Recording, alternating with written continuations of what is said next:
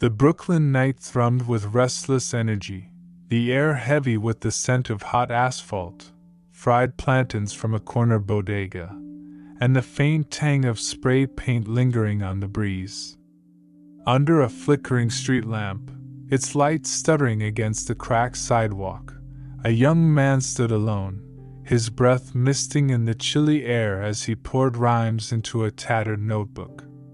His words were a blade, sharp and unyielding, slicing through the distant wail of sirens and the low hum of a city that never slept. This was Jay-Z, not yet the mogul who would reshape music and business, but Sean Carter, a kid from the Marcy projects with nothing but a dream and a fire that refused to be snuffed out. No one knew the battles he'd fought in the shadows of those concrete towers, the hunger and doubt he'd faced to stand here. But when his rhymes hit the air, they carried a promise, an empire waiting to be born, and the crowd that gathered felt the earth shift beneath them. It was 1989, and Brooklyn's Marcy projects were a crucible of survival, a labyrinth of gray tenements where hope was a currency few could afford. The air was thick with the acrid bite of exhaust, the rhythmic thump of boomboxes blasting Public Enemy, and the sharp crack of gunfire that punctuated the night. Graffiti scarred the walls, telling stories of defiance and despair, while kids played stickball in courtyards littered with broken glass, their laughter a fleeting rebellion against the weight of poverty. For the people of Marcy, life was a grind, jobs were scarce, dreams scarcer, and the streets offered a dangerous allure that swallowed the unwary whole.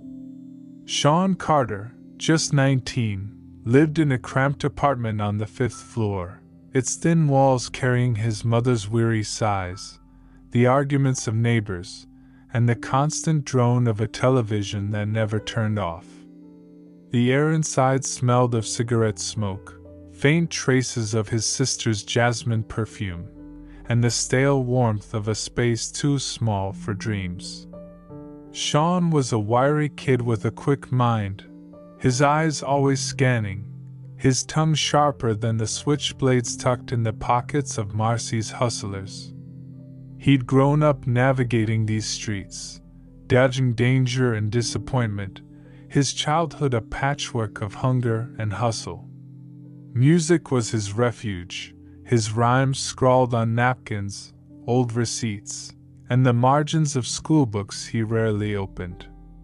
Each verse was a piece of his soul, stories of his mother's late-night shifts, the friends he'd lost to the streets, the ambition that burned in his chest like a fever. The spark came one muggy summer evening, outside a bodega where the air was thick with the scent of fried dough, spilled beer, and the faint sweetness of overripe fruit. A local DJ, Jazz, had set up a makeshift stage, his turntables spinning under a flickering neon sign. The crowd buzzed, their voices a mix of bravado and boredom, hungry for something to break the monotony. Sean slipped through the throng, his heart pounding, his palms slick with sweat as he gripped a cheap microphone. He'd been writing for years, battling in his head, but never on a stage.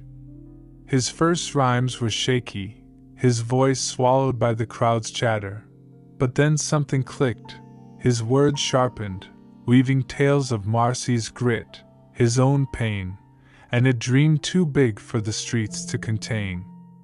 The crowd roared, their hands raised, their cheers a drug that surged through his veins. Jazz pulled him aside after, his eyes bright with recognition. "You've got it, Sean," he said, the air electric with possibility. "Don't let it go." The conflict was a storm, relentless and unforgiving. Marcy didn't nurture dreamers, it broke them. The rap scene was a battlefield, where talent was only half the fight.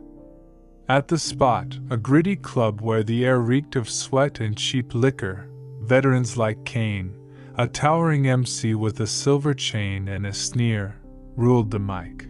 "You're nothing, Marcy boy," Kane taunted after Sean's first battle, his words cutting through the smoky haze.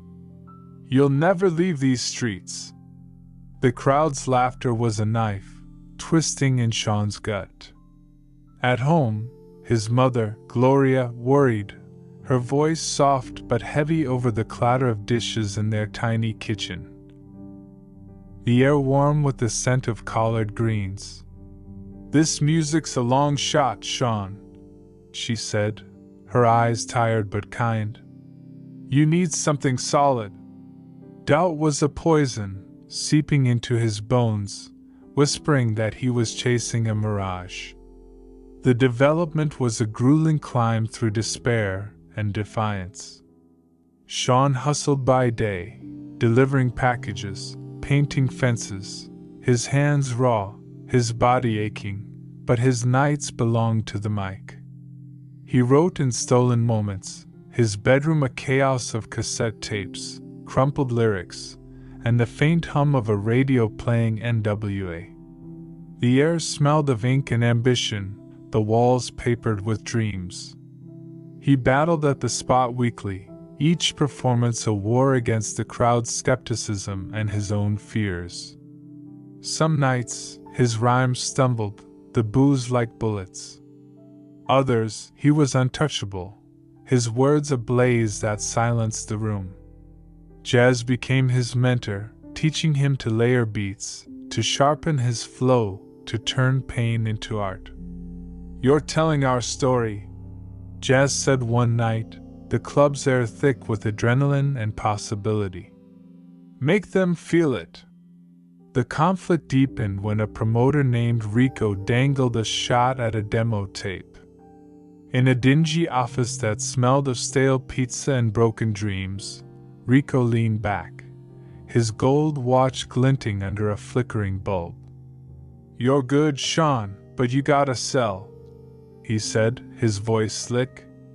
"Lose the street stuff. People want flash, not truth." Sean's fist clenched, his mind flashing to the nights he'd spent writing about his life, the hunger, the loss, the fire that kept him going. To strip that away felt like erasing himself. "I'm not selling out," he said, his voice low but unyielding, the air heavy with tension. Rico smirked, shrugging. "Your call, kid. But you'll stay nobody without me." Sean walked out, the Brooklyn night cool against his skin, his heart torn between compromise and conviction.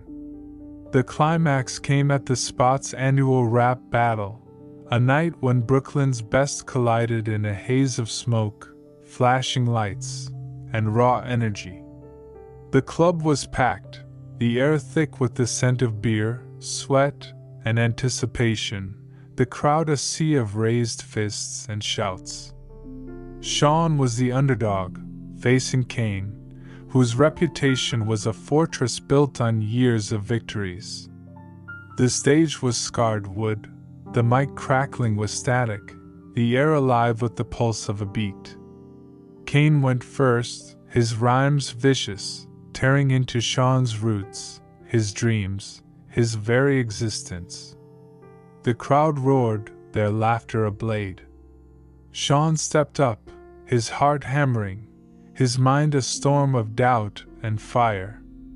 He thought of his mother's sacrifices, the friends he'd lost, the nights he'd gone hungry. Then he rapped, raw, unapologetic, his verses weaving his pain into power, his life into legend. Each line landed like a hammer, the crowd's jeers turning to cheers, their hands rising in rhythm. When he finished, the room exploded, Kane's head bowed, the stage his. Jazz grabbed his shoulder, shouting over the roar. "You did it, man!" Sean's chest heaved, his eyes burning with tears he refused to let fall. The truth spread like wildfire through Brooklyn's streets.